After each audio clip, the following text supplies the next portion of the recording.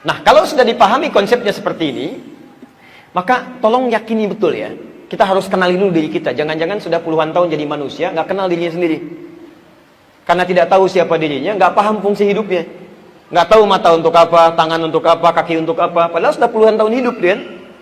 Antum yang urusan dunia yang tidak dihisab, antum pahami, Anda pelajari sampai sekolah tinggi-tinggi, S1, S2, S3, S-nya banyak sampai dingin gitu kan. Ada yang profesor, ada yang macam-macam. Tapi urusan kita sendiri yang dihisab, kita nggak pelajari. Ini yang bahaya gitu kan. Ini yang bahaya. Nah teman-teman sekalian, kalau sudah paham dalam diri kita ada nafsu dan takwa, itu tandanya setiap aktivitas kita akan selalu dihadapkan pada dua pilihan ini. Anda mulai bangun tidur, itu pasti sudah mikir tuh. Karena dua dorongan itu mengarahkan pada dua hal itu. Gak percaya silahkan. Baru bangun tidur sudah milih tuh. Begitu bangun, tlek, apakah mau gosok begini atau langsung diam begini? Apakah ke kamar mandi dulu atau misalnya ke wastafel dulu? Itu baru bangun tidur tuh. Sudah pakai pakaian, milih dulu. Mau pakai baju yang mana? Apakah yang ini ataukah yang lain? Mau makan, milih lagi. Mau yang ini atau yang ini? Itu semua pengaruh ini, dua hal ini akan selalu bertarung. Imma Anda pilih yang baik, atau imma Anda ikuti keinginan nafsu ini. Yang jadi persoalan, ini nggak ada masalah. Yang jadi persoalan, yang harus kita kenali, konsep yang ini. Sepanjang Anda kenali cara kerja nafsu, dan cara untuk membahasnya, maka dengan itu akan lebih mudah kita mengendalikannya.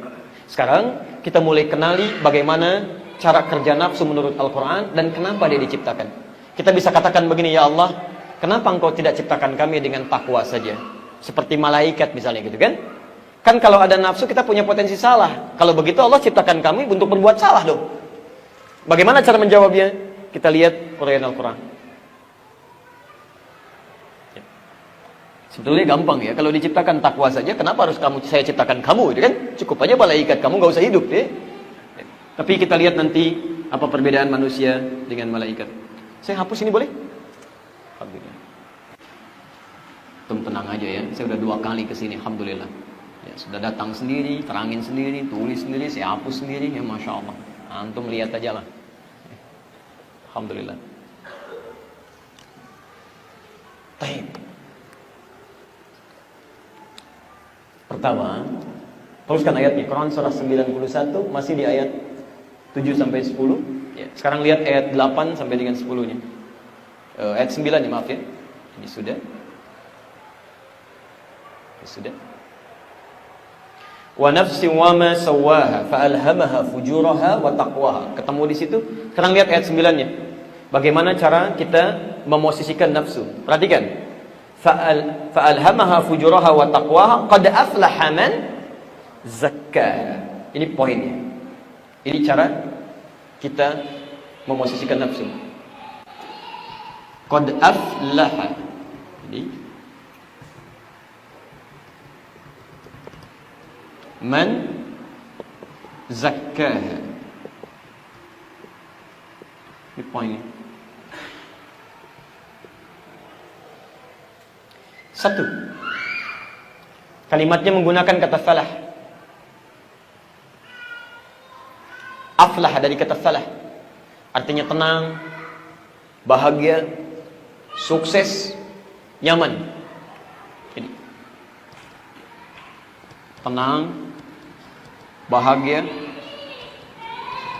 cenderung sukses dalam beraktivitas, dan nyaman.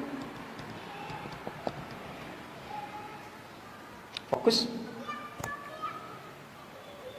Man, huruf yang menunjuk pada orang tanpa batas.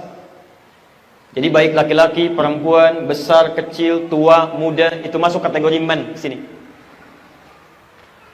Seakan Allah ingin mengatakan, hey, siapapun yang namanya manusia, mau laki-laki, perempuan, besar, kecil, tua, muda, saya jamin hidupnya pasti tenang, bahagia, sukses, bahkan nyaman dalam menjalani kehidupan.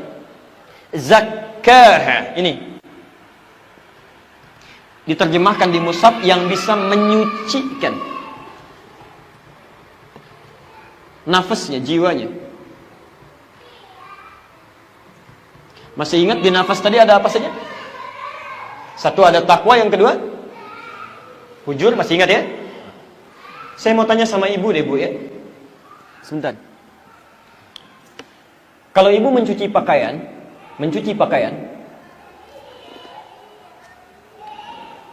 yang dihilangkan tuh kotorannya atau pakaiannya? Kotorannya kan ya? Bukan pakaiannya ya? Kalau pakaiannya dihilangkan, Masya Allah nggak akan selesai-selesai gitu kan? Ada kotoran buang gitu kan? Taib. Yang dihilangkan kotorannya, bukan pakaiannya.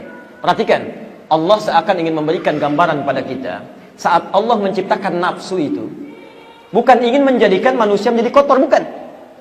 Tapi ingin membuang sifat-sifat potensi yang tidak baik yang ada pada dirinya. Dengan cara menciptakan nafsu itu, mengangkat supaya takwanya itu muncul. Bahasa paling gampangnya begini,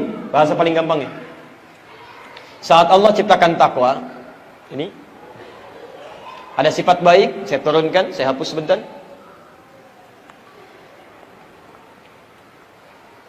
Saat Allah ciptakan takwa, turunannya misal ada jujur, ada sabar, ada rendah hati, kan? Allah ciptakan lawannya tadi, nafsu, fujur. Jujur lawannya apa? Bohong, gitu kan? Dusta. Sabar lawannya? Marah, misalnya, kan? Rendah hati lawannya? Sombong. Ini pasti nih ya. Setiap diciptakan sifat baik di takwa, diciptakan lawannya, di fujur.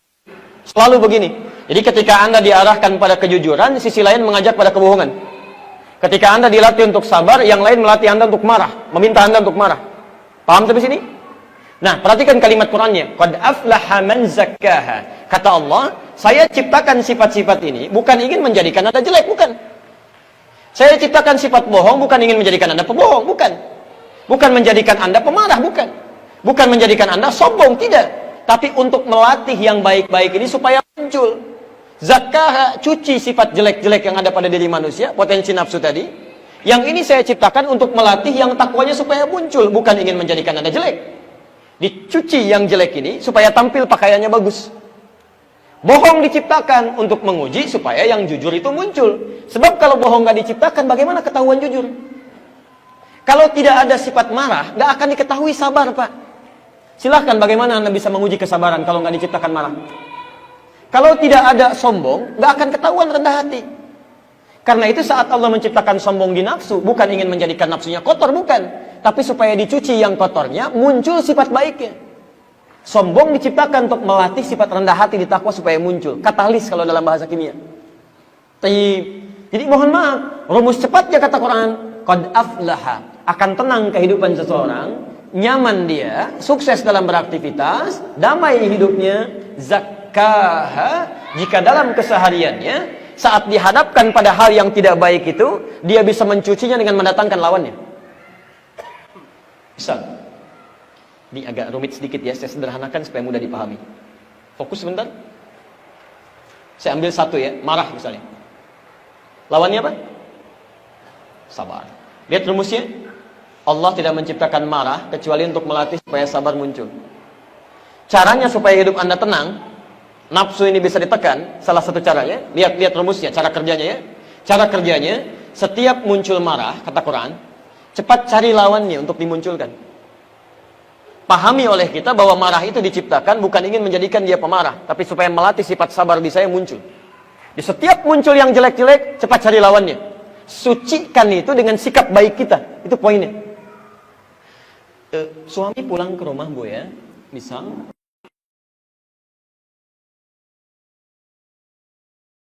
rumah marah-marah, apa salah orang rumah? Dan nunggu-nunggu